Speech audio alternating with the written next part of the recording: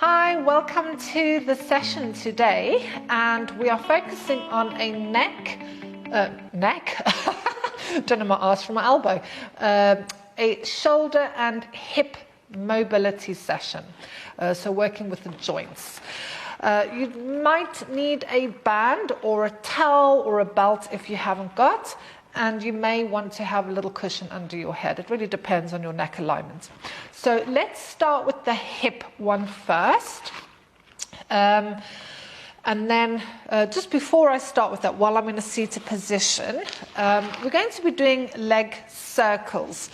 So for those of you that have had your hip replaced, so let's say I've had my hip replaced, when we come to the leg circles and I say don't take it across the line of the body, we don't want to take that leg past this line of the body. So your leg circles will look like that.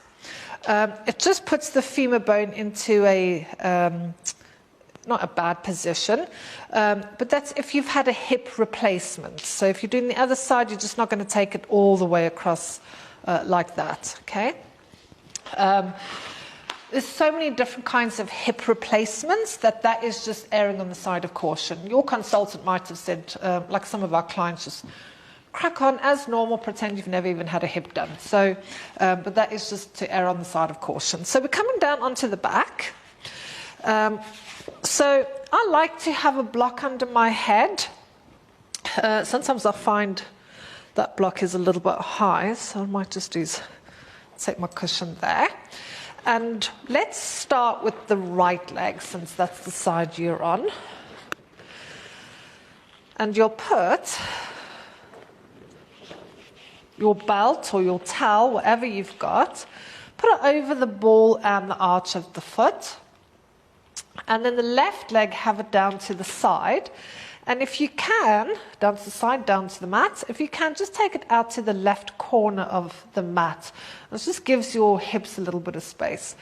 So for what I'm working with today, which is hip mobility, I'm not going to be that strict on your technique in terms of pushing that opposite leg down and doing this. All I want you to do is just stir inside of your hip joint, okay? So if you've had your hip replacement, again, you don't want to pull your band down towards the hip. All I'm doing is just using the band to help keep the leg up, okay? So your right leg, you'll take it across the body, so take it to the left. If you've had your hip replaced, you don't take it past the line of the body. Then allow the leg to go down to the other foot. Take it out to the side and back up towards the ceiling. So I want you to think your femur bone, which is this bone over here, think of it stirring inside of the hip. So imagine like you're stirring in a bowl of soup. Or I always get this, is it a mortar and pestle or pestle and mortar, that thing? I don't cook. We are stirring inside of that. So you're trying to make the circles nice and big. We're not trying to fling the body around. And the more still you can keep your hip, the more you'll get out of it. So this is not about like just throwing the body around. That's when injuries happen. Just nice, slow and controlled movements. And some of you might notice a click in your hip, or a snap or a click or clunk, which is called snapping hip syndrome. You don't need to worry unless it's really hurting you, which doesn't really hurt. It's more the anticipation that it's going to happen. Could indicate tight muscles in the body. So when your leg comes back up, now we're going to change direction. So now take it to the outside. Take your foot down towards the left one. Bring it up again. So you might even hear my hip doing that. And I do know my right hip is tighter than my left. So again, we're just enjoying this nice movement within the hip joint. Trying not to let the whole body shake around if you can. Relax your shoulders. If you find that that hip is clunking and it's really horrible, you can just make the movement smaller.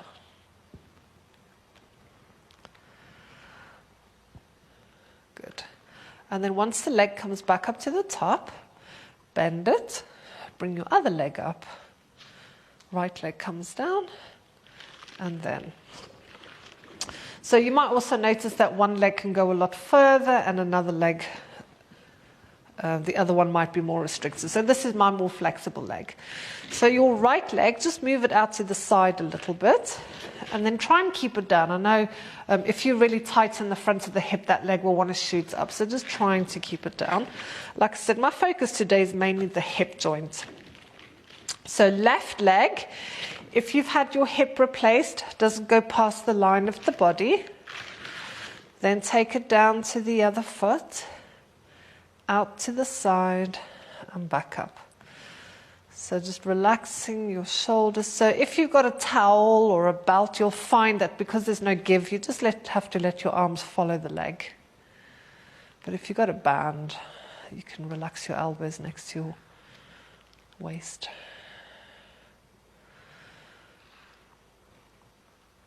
So just really observing how this one feels. So you might even be able to see that on me. There's less restriction in this hip. There's a lot more movement. So I can get a bigger circle. There's no clunking in this hip. And again, try not to have these judgments when you see this. And it's an observation. Once your leg comes up, now we're going to go to the outside. So we're going to go outside and bring it back up again.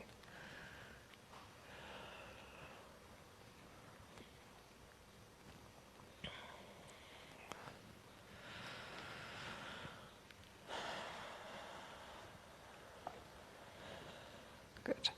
And then once that leg comes back up to the top, hold it there, release it. Lovely. So we're going to come onto the side now. And for some people, you'll probably benefit from having a block. I certainly like a block. Not everybody likes a block for this particular exercise, so you can just see how that feels in your neck. So we're coming into what's called chalk circles. Fantastic exercise for the shoulders. And if you just sit and watch me for a minute, because I'm going to show you both sides of this so that you can make sure you don't cause yourself any injuries. So your head wants to be at the front of your pillows or your cushions, whatever you're using. Your legs are bent and your feet are under the bum. So with chalk circles, you want your hips to move, you want your knees to move. We don't want to keep them anchored, okay? So just relax. I always say to clients, just switch them off. Don't even think about them. So top hand is going to go on the floor. You want to imagine you've got a piece of chalk in your hand and you want to draw a circle all the way around the body. So the hand will go onto the floor. When it gets to the head, you'll probably see, like my hand does, to come off. At this point, you're going to let your spine start to roll backward to the point where both your shoulder blades are on the floor. And now you can see how that knee needs to come up. And you keep drawing that little circle all the way round. And then you bring it back over the leg. And you come back to here. So I'll do that one again. So taking it up onto the shoulder blades and taking it all the way around and bring it back up. So I'm just going to turn over because there's a really important part that you need to be aware of. So once you come to this position, if you've got a shoulder injury, frozen shoulder or anything like that, you might want to bend your elbow so that you can keep the hand on the floor. Okay, so what we want to do then is when you come into this position, lift the hand and you make your circle smaller. So I still have the shoulder blade on the floor, you just make that circle smaller. Because what we actually want to focus on is keeping that elbow straight. And if it means lifting the hand, lift the hand. Okay? So I'll come back to the front. It's a really nice exercise. If you've had breast cancer, frozen shoulder, any shoulder issues, working within that range that is not painful, you will improve the range of motion within the shoulder. I've seen some fantastic results with this exercise. So top hand goes on the floor. We draw a line all the way around, let the body roll onto the back, upper back, top knee lifts, and then keep reaching that arm all the way around. Oops. Take it back over the leg and come back to the front. So if you really visualize the skeleton, what we're actually trying to do is get your arm bone to do the full circle, the full range of motion of that shoulder joint. Ooh, itchy nose. In that shoulder. So this is why it's really important that you do try and keep your elbow straight, because the minute you bend your elbow, you take some of that movement away from the joint. Good, so let's do one more. I have to bend my arm a little bit because the wall's behind me. Oh, I love these.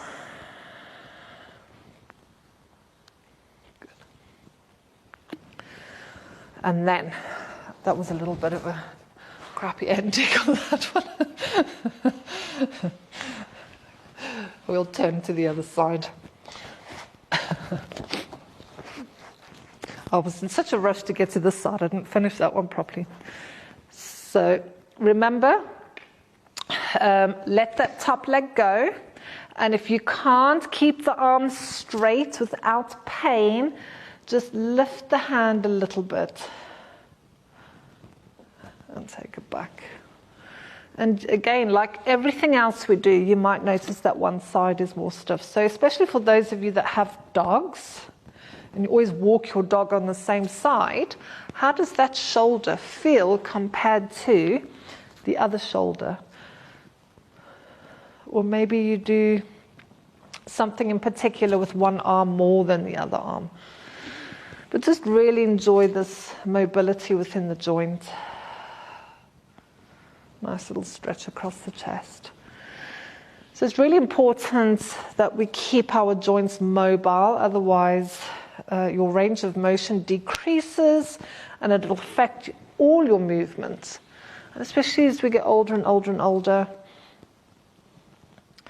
You know, we're living until our hundreds now, and we want to try and keep our body as mobile as possible. Good, last one. And then bringing the hand back over, top hand onto the floor, and just pushing yourself up. So that was a little hip and shoulder mobility routine. So all these little challenges that I'm giving you are all little things that I think if you can incorporate them into your daily life will make such a big difference to your body, to your movement, to your mental well-being, everything, as the year progresses. So hence all of these small little poses and exercises. So hopefully that was useful for you, and I'll see you tomorrow. Bye.